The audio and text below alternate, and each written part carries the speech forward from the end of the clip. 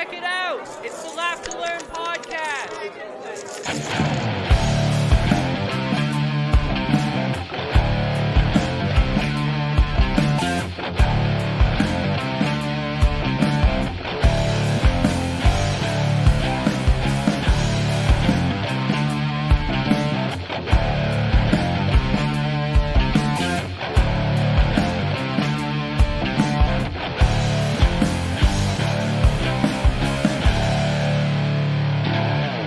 What is going on, everyone? This is attempt number 2 because I did not hit record the first time. My name is Jacob Paveo, and this is, of course, the Laugh to Learn podcast. I come to you from the Great White North each and every Wednesday afternoon, 1 p.m. Eastern Standard Time. I hope you are doing well. Thank you so much, new listeners, new supporters. It's great to see. The numbers are up and up and up, and it is awesome. So today, it's a bit of a more intense topic. We're going to be talking about COVID-mandated vaccines later on in the show, a national mandate for federal employees and travel is expected from Prime Minister Trudeau later on Wednesday, the day the podcast posts. And but first, it's an even more intense topic. We're going to be talking a little bit about the Texas abortion bill. I've been planning on talking about it for a while. It's been in the news for about 5 or 6 weeks now. But just so much was going on in the Canadian politics that it was for our main audience. It is still primarily a Canadian audience, although, of course, people from the world over are welcome. And that's the beautiful thing about politics, is even if a law doesn't actually affect you, it can be really interesting to discuss it, to hear people's opinions about it, and to understand the impact it has, because it'll help you better understand the laws where you live. And that's kind of why I'm going to be covering the Texas abortion law today, something which has no impact on me. And to be honest, I think I have like 13 listeners out of Texas in the last 4 weeks.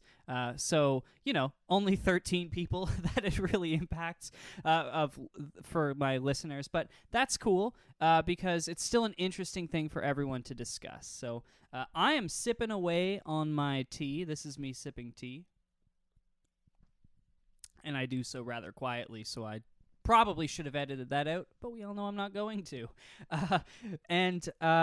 So thank you all so much for tuning in this week.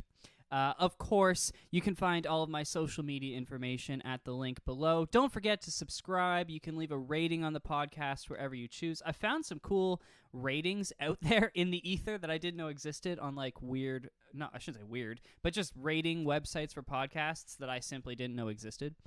So shout out to the folks that are getting involved that way. Of course, the best way to help the podcast is just tell your friends about it. Send someone a text, tell them in person the next time you see them. A share on social media is always great, but I find a direct communication with a friend to be like, yo, check this guy out, it's cool, is the best way to go about it. So, this week, as I said, we're going to be starting with the Texas abortion law. So, for those who don't know, in Texas, a law has been recently passed over the last 2 months or so, banning abortion for anyone in a situation where a heartbeat is detectable, which works out to be around 6 weeks after conception. Now, obviously, anything to do with abortion restrictions is going to garner a huge response from both sides, whether that be pro-life or pro-choice.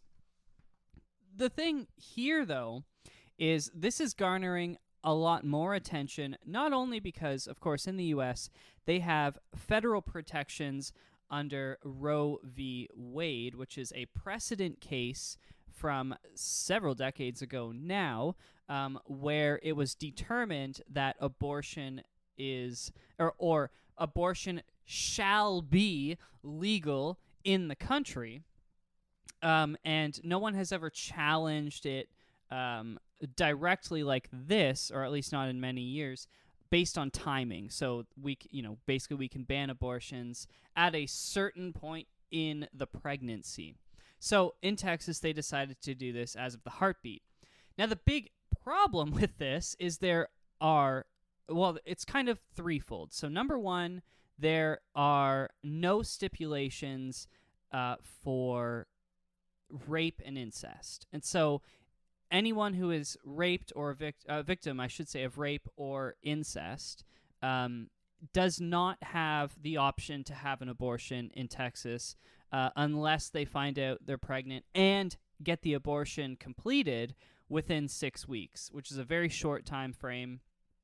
And people who are in those situations, it sometimes takes a little while to get out of those situations. So by the time they learn they're pregnant, it's a significant issue. So there are no loopholes or whatever you want to call it to allow people who are victims of sexual crimes to get an abortion.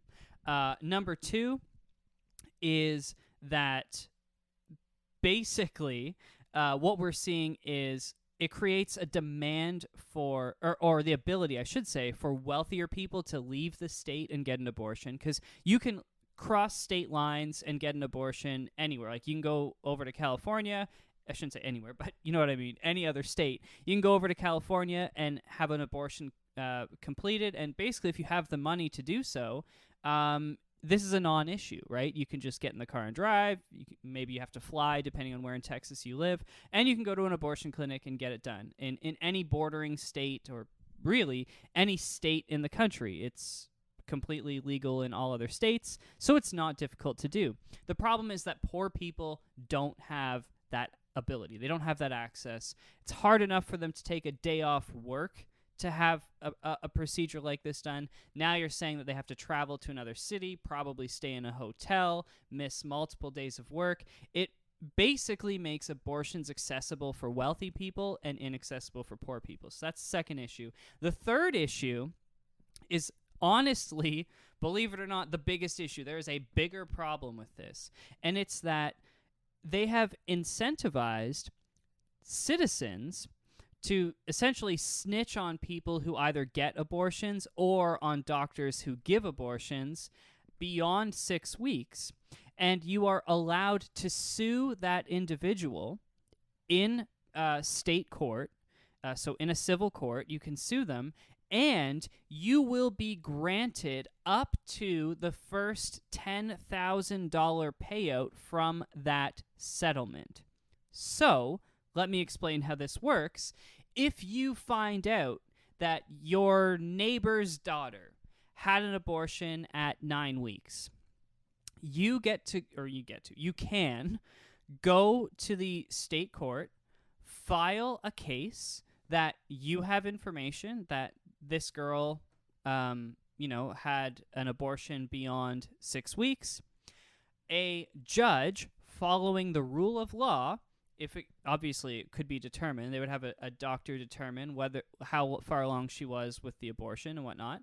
And if it is proven that is the case, that she had an abortion after a heartbeat was either detected or presumed detectable, she will lose the civil trial with the state, and say the state declares that she owes $15,000 for getting this abortion, because it's not a prison sentence, it's a financial sentence, it's a fine basically. You, as the claimant who snitched on your neighbor, will be given the first $10,000 collected from your neighbor, in this case, or your neighbor's daughter who lost, from the individual who loses the case. So it is incentivizing people to turn against each other and snitch on people and doctors. The biggest thing, of course, being the doctors. That's where you're going to get the most money from. Your neighbor's daughter, if she's fined $500, you get all of that $500. You get the first return of settlement up to $10,000. That's my understanding of the law. That's what I've seen other individuals talking about. It seems like it's quite clear. Obviously, it hasn't happened yet, and the first challenges are actually going through the court system right now. And what's being done is actually lawyers from different states have sued a San Antonio doctor who has continued to process abortions. And what they are hoping is that these out-of-state lawyers getting involved in suing in-state doctors will frighten the Texas court, basically, and they will decide to overturn this law because what it's allowed, anyone in the U.S. can sue anyone else. You don't have to live in the same state to sue each other. The thing is, they try to make it equitable nationwide.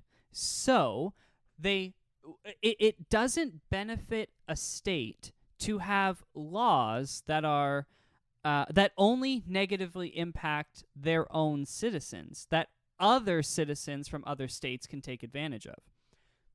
So, what I mean by that is, this allows lawyers who have money to research which clinics are actively having abortions in Texas and sue them and take money out of the Texas system. Like, if in a lawsuit, the first $10,000 doesn't go to the Texas government, it goes to the American citizen, or it doesn't even have to be an American citizen, actually. It's any individual, because anyone can sue anyone in the U.S. You don't have to be a citizen. You might get deported if you're there illegally afterwards, but you can sue whoever you want. So whoever sues that person, like a Canadian, I can sue a Texas doctor, and I'd have to obviously fly to Texas and pay for a lawyer and whatnot, but I get the first $10,000 if I'm right. So it's really setting things up for a whole laundry list of issues. The least of which, I should say, the most obvious, I guess, is I'm really bad with my wording here, but the most obvious of these issues is that statistically very few women know they're pregnant within the first 6 weeks. Typically, the only people who find out that early are people who are trying to get pregnant, right? Which is not the population of people who are seeking abortions.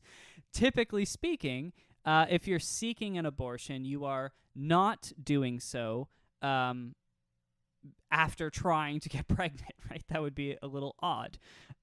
So it's causing so many issues across the state, and unfortunately, I did read, I should say, it's not like I'm on the ground getting this information, but there are reports of a woman who was injured in a coat hanger abortion, which is absolutely horrible. I have no idea how we're back here.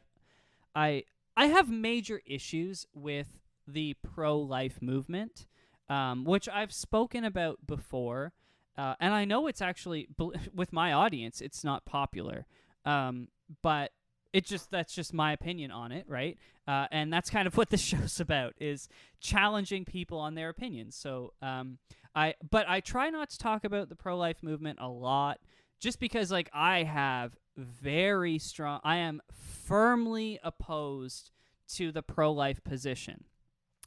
It doesn't make sense for me. If anything, the pro-life position is a liberal position, not a conservative position, because liberals are the ones who believe the government should have more control. It's very inconsistent, I think, for conservatives to be pro-life. It's very inconsistent outside of religion, really. But what it comes down to for me is I have no idea how the government can say that because you've become pregnant, you have to stay pregnant. To me, it's just like I don't know how that works. And which follows through to the vaccine mandates that we're seeing, not in some places, like blanket every citizen in this area needs a vaccine. I don't think a government should be able to do that. I have real issues with government stepping into demanding control of healthcare practices. And when it comes to the pro-life movement, like I don't understand.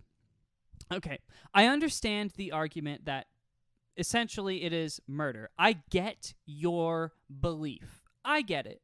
I also think that there is certainly a point in a pregnancy where an abortion does not make sense. And I'm talking about where there's no risk to the woman, there's no significant risk to the baby, and you're talking about like I don't know, 6, 7, 8 month abortion. Like, I don't know where the line is. I don't know. But there's clearly a point in time where like you could deliver this child and they'll be alive. And at that point in time is where I draw the line, where it's like, if a doctor looks at, the scans of this baby and says, like, you could deliver that child today, and with relatively minimal effort, with modern technology, that baby will live, I think that you should not be allowed to have an abortion. I don't think that that's a pro-life position. I think that's an intellectual position, if anything, right?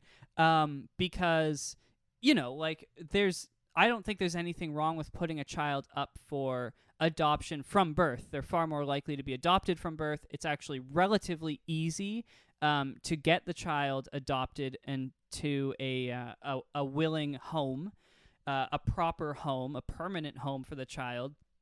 So at that point, I think it's like, okay, like, look, you definitely, shouldn't say definitely, but 99% of the time, you knew you were pregnant, and you can't just decide, I don't want to give birth, because you still have to give birth at that point. It's just like, it's so messed up to me. Like, why are we doing like that? Okay, that's murder. When we're talking about an abortion in really at any point in the first trimester, I don't understand how it's murder. It doesn't make sense. Oh, there's a heartbeat. Yeah, okay. Like, lizards have heartbeats. You know what I mean? Like, there is literally, in the first 6 weeks, the likelihood of a miscarriage is so high that literally every doctor tells you not to tell all your friends and family that you're pregnant. Every doctor anywhere will tell you that.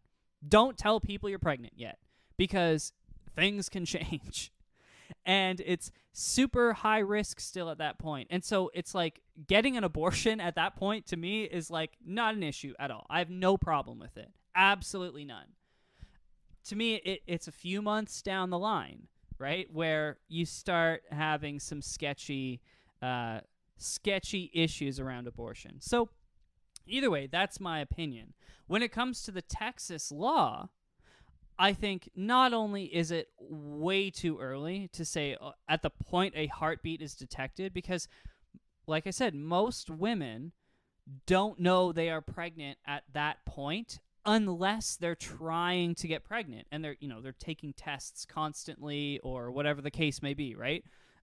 Like I've even heard of some individuals who have to take pregnancy tests for certain health issues and stuff. Like, for sure, some women are in a circumstance where they will know essentially within the first 2 weeks, right? Maybe 3 weeks, that they're pregnant. But like, most will not until it's usually 8 to 10 weeks that most women find out they're pregnant. And that's just statistics that I've looked up. And then kind of in retrospect in my life, that is generally when those close to me have found out they were pregnant, was between 8 and 10 weeks. That's very typical. So I don't, and then on top of that, you're talking about giving citizens money for snitching on each other. And this is not like Crime Stoppers, where it's like, every agency in the world is looking for, like, Gabby Petito's, I don't even know the guy's name. I don't even know. But that guy that they're looking for that killed Gabby Petito, I think that's how you pronounce her last name, the YouTuber who was murdered on her van trip in Wyoming. There's this huge investigation looking for this guy, and Crime Stoppers has put money up for anyone who comes forward with information. I think, like, absolutely, yeah. Like, if you see this guy and you have a tip that leads to finding him, and they'll give you like $1,000 or whatever. I have no problem with that sort of thing when, like, everyone in the world is trying to find these major criminals. You know what I mean? Like, the FBI's most wanted list, I think you can get $1 million for, giving information that leads to their discovery. I completely agree with that. That makes sense to me. But, like, we're not going to start paying people for snitching that someone like robbed a store. You know what I mean? Or like shoplifted or vandalized. Like, oh, he spray painted a window. Thank you. Here's your $500 check. Like, no, that's not how we operate in these countries. That's SS shit. That's Nazi Germany shit. Straight up. Like, that's what that is. And it's so ironic that a place like Texas is the country doing that when they are the ones who are so firm in their, America the great, the free democracy that it is, and then they release a law which literally undermines everyone's freedom, which is what I think those sort of, I'm going to call them snitching benefits, offer. Take another sip of tea. It's getting cold, actually. Unfortunately, I should have drank that a little sooner, probably before I recorded. But that's the problem with this law, is what it comes down to is there's so many issues around making it more accessible for rich people to get abortions than poor people, making an incentive to turn against your family, your friends, your coworkers, your neighbors, and then ultimately creating a timeline which is scientifically ambiguous at best, I'll say, where you are requiring abortions to happen right away. So basically what you're saying is you want a woman to not have the opportunity to think about whether or not she wants an abortion. And the number of abortions has gone down. For sure. Because they're not, first of all, they're not reporting them if they're after 6 weeks. So, yeah, no fucking shit. That's like saying, for example, here in Canada, right, handguns are very difficult to come by. You need a special gun license, and then you need to fill out all this proper paperwork. You need to be approved before you can own a handgun.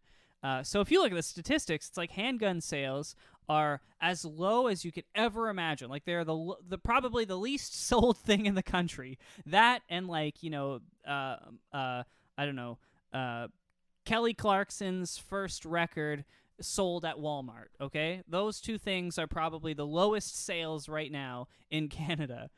But no, Men Without Hats probably sells less CDs at Walmart in Canada than Kelly Clarkson. Either way, the problem is guns are being sold constantly on the street throughout Ontario and Quebec. There are literally multiple gun murders in this province every single day, primarily with handguns. But then at the same time, you're like, well, handguns aren't being sold. Yeah, because you made it illegal, so we don't know when they're sold. It's the same shit with abortions. People are like, oh, look, there's no abortions happening. What are you talking about? They are absolutely still happening. They're absolutely still happening.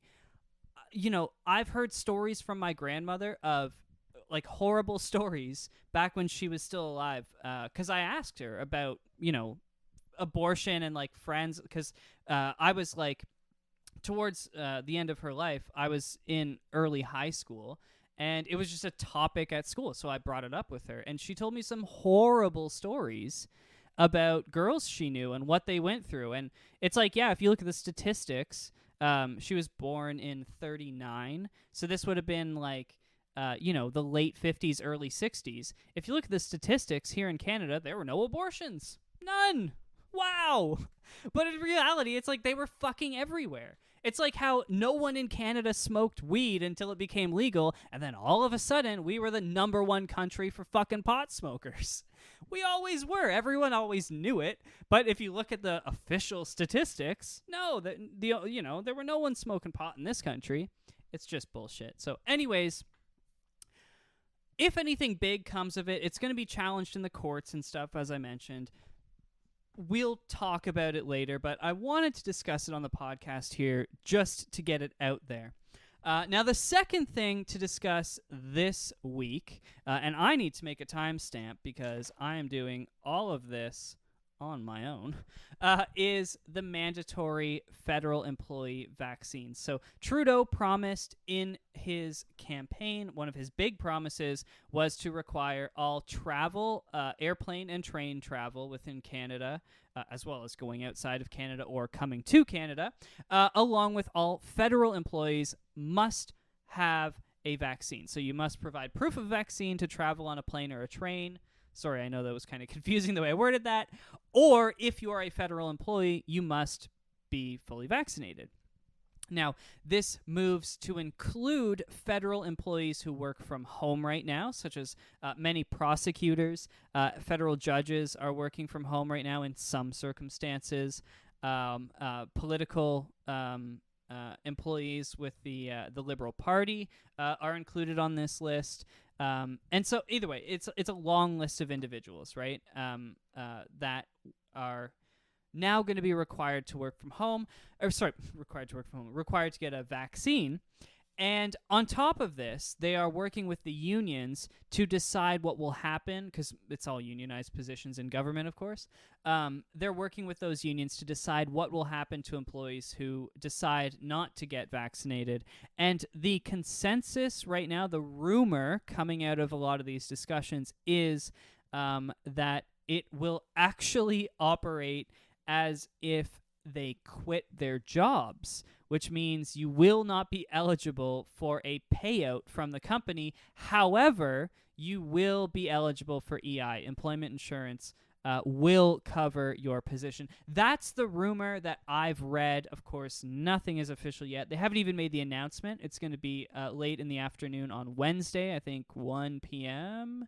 is the scheduled time. I can't see it now, but I read it earlier. I think it was 1 p.m. So actually, right when this podcast goes live is when the federal government is set to make this announcement. Now, I mentioned earlier in the show that I am against blanket all citizens must have vaccines. However, I'm not against any employer, including the federal government, saying that all of our employees have to be vaccinated. I have no issues with that. Legally, I'm not sure. I'm not a lawyer. I'm not sure how it would work. Can you fire an employee who doesn't get vaccinated? Like, I don't know. That's conversation I've been hearing at many different workplaces, ongoing, and no one really seems to know the answer. No one's been challenged on it yet, but I am sure it's going to happen. And ultimately, I don't have an issue with it because, like for my job, right? I'm an accountant. I needed to go to school for accounting. I need to be proceeding towards my CPA, which I am. And there are all these other requirements that I needed to achieve before I can come and work for this company. And they have every right to hire whoever the hell they want. And I think that's the way that it should be. A company can say no to literally anybody. Like anybody. And I think it has to be that way. You can't force companies to hire people. And I also think you can't force companies to fire people. But if the company itself decides, we only want people who are vaccinated. Well, maybe you work for a small business and the owner has an immune deficiency, and maybe they're in their 70s. It's a husband and wife in their 70s who own this small company. And they're saying that, to come into our business, you need a vaccine, and to work here, you need a vaccine. That's what we ask of you. I don't have an issue with that. I think a business should be able to do whatever they want. You can serve who you want. I've said it openly. I think you should be allowed to not bake a cake for a gay couple. I have no issue with businesses doing that. If you're a golf course and you don't want to have a gay wedding, fine then, don't have a gay wedding. I'm going to tell you that a lot of other people won't have their weddings there. If one of my friends is like, yeah, we're looking at this venue, I'll be like, just so you know, they fucking hate gay people. I wouldn't get married there if I were you. You know what I mean? Like, I wouldn't go to that bakery if I were you. But let the market play itself out. Don't make them do it. Who knows what they're doing to my cake? You know what I mean? What if you go to a gay wedding and they had the cake baked by someone who fucking hates gay people? I don't know what's in that cake. You know what I mean? Like, I don't know. I don't want to go there. I want to know that you don't want to bake this cake, and I don't want to buy your cake. I don't understand that obsession. So I have no issue with a business deciding or not deciding that their employees need to be vaccinated, including the federal government. If it comes down that, and as well for travel, it makes sense. Here in Canada, all airlines have required it for passengers for a while. I think the U.S. is the same. I've heard of one airline that you can get on without being vaccinated flying within the United States. But, like, you know what I mean? A few, like, literally one airline I've heard of. I don't even know for sure that it's true. But, you know, everyone kind of knows you're getting on a plane, which is essentially like standing in an elevator with 100 people, breathing the same air for hours on end. Yeah, everyone has to get vaccinated to get on a plane. I have no issue with that. Trains as well. The reason is because they cross borders. And, you know, if you cross by land, you're asked for vaccine proof when you're going the U.S. to Canada. And, you know, if you're not, or if you are a Canadian citizen, you can come back to Canada without a vaccine, but you can't get into the U.S. You had to be there before, which means you've lived or worked there. So obviously, that's the only person who can cross into Canada without a vaccine. And those are probably few and far between in numbers at this point. So, like, I have no issue with that. You know, to get on a train, to get on a plane, you need a vaccine. I don't like the fact that the federal government mandated it, but to be honest with you, I looked it up. All train companies, Via Rail, Go Transit, CN Rail, all of them with passenger trains that I quickly looked up, they're already requiring vaccines. And as I already mentioned, all Canadian airlines are. So I think the federal government is saying it just because it was a promise that was made. And they're like, look, we're doing stuff. Really, the only change is federal employees. But they all knew that this was coming. You know, the other question is going to be, what about federal contractors like security guards in prisons? I do know that it's encouraged at the big prison here in this area, about an hour north of here, is one of Canada's largest short-term maximum security prisons. I think it's 2+ a day. So, like, if you're serving 2 years plus a day or less, basically, or 2 less a day, however they word it, I don't even know. But basically, if you're towards the end of a long sentence or serving less than 2 years, they come here. And you know, I know a few people that work at the jail, and I've heard that they're encouraging vaccines, but last I heard they weren't mandating it. They are federal contractors, right? It's run by the federal government, but like security guards are contracted by a company that the federal government runs. It's like super complicated, right? So there's a lot for them to deal with here, a lot to sort out. I don't have an issue with anything in this mandate. As I said, when it comes to travel companies, it's just a word salad. It's something that sounds nice to say, look, we've mandated this, when it was already mandated. You couldn't fly here from anywhere else without proof of vaccine. Like, you couldn't travel within Canada without proof of vaccine. Like, that's something that's happened by the businesses, and now the federal government's just making it official. Yeah, I don't have issues with it. I am worried about things increasing. I don't want to see a blanket vaccine mandate. I've talked about this before. I have no problem hanging out with people who aren't vaccinated. I don't have issue. I'm vaccinated. I have no fear of you. I don't care. If you get sick because of me, at this point, it's your problem, not mine. If you die, if your mother, your grandmother dies because you hung out with me and you weren't vaccinated and they're not vaccinated, whatever, like, that's your problem. You took the risk at this point, not me. So I don't have an issue with any of that. I don't know why people aren't vaccinated. You know, I always encourage people to get vaccinated. I did it as early as I could, you know, and just go and do it. It's not hard. It's free. Literally everywhere in the world, the vaccine is free right now. Just go and get it. Just do it. I don't know. I have nothing else to say about that. You know, I've stopped having conversations with my friends who don't have it yet because, like, I'm just over it. What am I going to say that's going to change your mind at this point, right?